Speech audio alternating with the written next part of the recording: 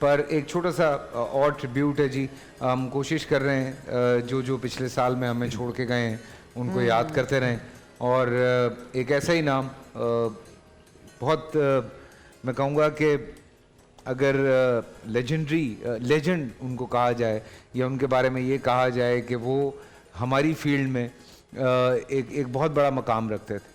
हमारी फील्ड में एक ऐसा नाम उनका, ऐसा काम उनका कि जो यंगस्टर्स हैं स्पेशली उनको अगर बहुत कुछ सीखना हो तो वो सिर्फ उनका काम देखें तो ज़िंदगी में आप बहुत आगे जा सकते हैं। फिर जिन्होंने उनके साथ काम किया है, जिसमें मैं भी वो खुशकिस्मत इंसान हूँ, मैं अक्सर जब उनके साथ होता था तो उनका मसला ये था कि वो सुबह 9 बजे सेट पे आ जाते थे। तो मैं उनसे अक्सर मजाक में कहता था, मैं कहता था आपको कोई काम नहीं है? तो हंसते थे, कहते भाई यही तो काम है, और कौन सा काम है ज़िंदगी में? तो बाकी सारे काम इस काम की वजह से चलते हैं, इसलिए मैं वक्त पे आता हूँ। और सारा दिन मैं बहुत सारे ऐसे मैंने यंगस्टर्स के साथ काम किया जो आके शिकायत करते हैं सेट के ऊपर कि यार जब हमारा काम नहीं है तो हमें क्यों बुलाया, और नाराज़ हो जाते हैं। और असिस्टेंट्स को साथ, जो हमारे असिस्टेंट्स होते हैं सेट के ऊपर, उनके साथ मैंने अक्सर कुछ जो यंगस्टर्स हैं उनको बदतमीज़ी करते हुए भी सुना कि जब हमारा काम नहीं था तो हमें बुलाया क्यों, खामखा बुला के 2 घंटे से बिठाया हुआ है। यू वोंट बिलीव, ये मैं कोई बहुत पुरानी बात नहीं कर रहा हूँ, ये मैं बात कर रहा हूँ कोई 5-6 साल पुरानी। हम एक सीरियल कर रहे थे और उसमें ये भी मौजूद थे, और सारा दिन ये हमारे साथ सेट पर हैं, लंच भी कर रहे हैं, चाय भी पी रहे हैं, सीन हो रहा है तो हो रहा है, नहीं हो रहा है तो नहीं हो रहा है, अपना घूम फिर रहे हैं, मस्तियाँ कर रहे हैं, हमारे साथ मजाक कर रहे हैं। जवानों के दोस्त, जवानों के रहबरा, जितनी इनके बारे में बातें की जाएं वो कम है। सो लिटरली हम जब उनके साथ होते थे तो हमें हर पल ना सीखने का मौका मिलता था। कॉमेडी की बारी आती थी तो कॉमेडी करते थे, सीरियस एक्टिंग की बात करते हैं तो कमाल की सीरियस एक्टिंग होती थी। रोमांटिक कैरेक्टर्स, इन्होंने ज़िंदगी में बड़े बड़े रोमांटिक कैरेक्टर्स किए। मैं बचपने से इनके साथ काम करता रहा, तो अल्लाह का शुक्र है कि जो कुछ थोड़ा बहुत सीखा वो आज काम आता है। मैं कोशिश करता हूँ आगे बच्चों को भी बताऊँ। तो मैं बात कर रहा हूँ मोहम्मद कवी खान साहब की। 13 नवंबर 1942 को पेशावर में पैदा हुए, और बतौर फ़नकार उन्होंने रेडियो पाकिस्तान से चाइल्ड आर्टिस्ट के तौर पे काम शुरू किया। जब उनका ख़ानदान लाहौर आ गया तो उन्होंने 1964 यानी कि 1964 में पाकिस्तान टेलीविज़न कॉरपोरेशन से अपनी बाकायदा अदाकारी का आगाज़ किया, और इनका शुमार पाकिस्तान के उन अव्वलीन अदाकारों में होता है। 1965 में उन्होंने अपने फ़िल्मी करियर का आगाज़ भी किया। एज ए प्रोड्यूसर भी उन्होंने काम किया, एज एन एक्टर भी काम किया। एज ए प्रोड्यूसर उन्होंने बहुत सारी फिल्म्स बनाई। एज एन एक्टर उन्होंने 200 से ज़ायद फिल्मों में काम किया।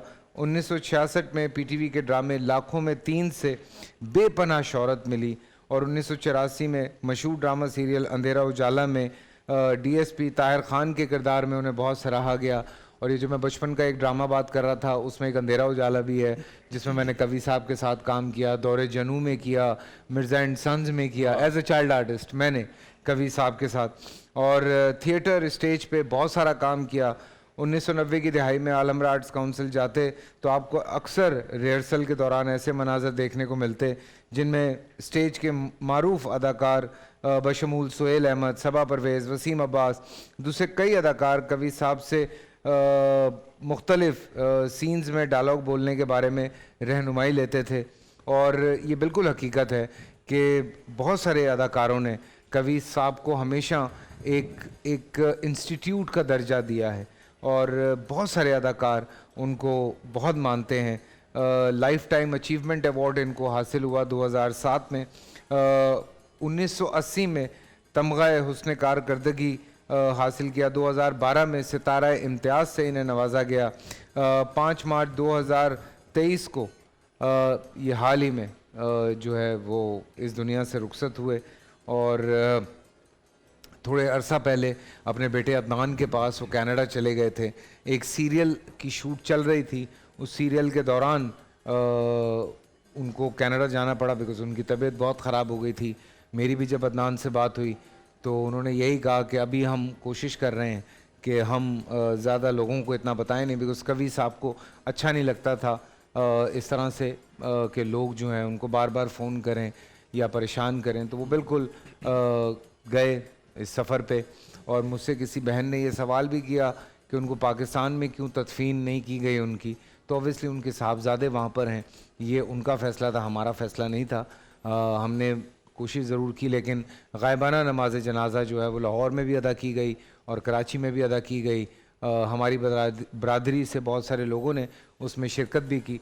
तो बस दुआओं में याद रखें, रमज़ान का महीना है, एक बहुत बड़ा नाम है, बिकॉज़ कवि साहब ने उस दौर से काम किया जब ड्रामों की एडिटिंग भी नहीं होती थी, जब ड्रामे लाइव जाया करते थे। आप सोचें ड्रामा लाइव जाता था, जैसे ही हमारा लाइव शो चल रहा है ऐसे लाइव ड्रामे जाया करते थे। तो कवि साहब तब से काम कर रहे थे आज के दौर तक, और जो एनर्जी उनकी सेट पे थी, आप यकीन करें क्या किसी 20-24 साल के लड़के की एनर्जी होगी सेट पे, जिस एनर्जी के साथ वो काम किया करते थे। अभी हाल ही में वो एक सेट पे थे, तो मैं उनसे गया मिलने के लिए, मेरा बड़ा दिल था, बड़ा अरसा हो गया था, तो मेरी बेगम ने भी कहा कि मैं भी चलूँगी, तो हम दोनों गए उनसे मिलने के लिए। बड़े उन्होंने वहाँ पे प्यार मोहब्बत से हमें वेलकम किया और बड़ी देर अपने पास बिठा के रखा, बड़ा प्यार व्यार किया, और फ़ोन करते थे। कभी उनको मेरा कोई कैरेक्टर अच्छा लगता था तो मेरे घर आ जाते थे मुझसे मिलने के लिए। तो ये प्यार मोहब्बत हमारा इसी तरह से चलता रहता है, और बस दुआओं में याद रखें कवि साहब को। This is all I wanted to say. पूरा साल इंतजार था मुझे इस रमजान में। 30 दिन 6 टीम्स, 12 कंटेस्टेंट्स और कैश का पार्ट। अब गेम वो होगा जिसे आपका नहीं जिसने जो करना था कर लिया। लाखों आवाम को देने का जिम्मा उनमें है सर। शोर गूंजेगा हर गली नुक्कड़ और दुकान। रमजान लीग बनेगी आपकी पहचान। नारा लगेगा तो पारा चढ़ेगा। गेम शो ऐसे चलेगा। रमजान लीग रोजाना शाम 7 बजे सिर्फ बोल एंटरटेनमेंट पर। बोल एंटरटेनमेंट के शोज देखने के लिए हमारे चैनल को सब्सक्राइब करें और बेल आइकन पर क्लिक करना ना भूलें।